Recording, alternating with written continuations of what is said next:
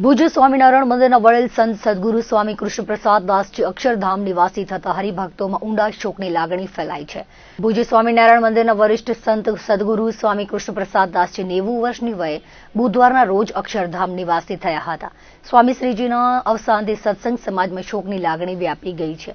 તેઓ લાંબા સમયથી સ્વામિનારાયણ સંપ્રદાયમાં પોતાની સેવાઓ આપી રહ્યા હતા.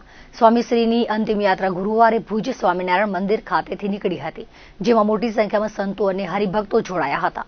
ભુજ મંદિરમાં એક સન્નિષ્ઠ સંત અક્ષર નિવાસી થયા છે. સદગુરુ સ્વામી કૃષ્ણ પ્રસાદ સ્વામી 93 વર્ષની ઉંમરે મહારાજના ધામના ગયા છે અને આજે સ્વામીને 93 વર્ષ ઉંમર દરમિયાન સ્વામીએ જીવનમાં ખૂબ કાર્ય કર્યા છે. હરિભક્તો સત્સંગ ખૂબ કરાવ્યો અને તમામ હરિભક્તો નરનારાયણ નિષ્ઠા પણ સ્વામીએ ખૂબ કરી છે. સ્વામી 93 વર્ષની ઉંમરમાં ધામમાં ગયા.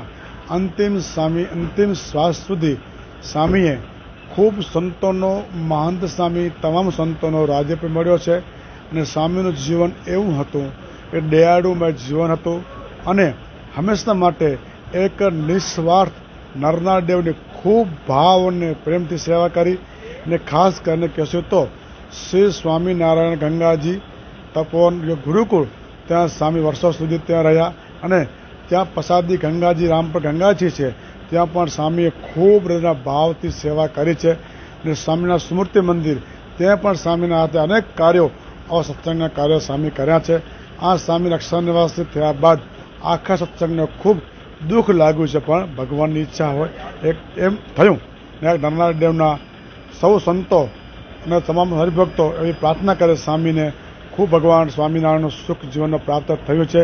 વિશેષ સુખ પ્રાપ્ત થાય એ ભગવાનના સ્વામીના ચરણોમાં અમે ખૂબ સંતો ભાવથી હૃદયથી પ્રેમથી સ્વામી નમસ્કાર કરીએ છીએ. અસ્તુ ભક્તો, જય સ્વામિનારાયણ.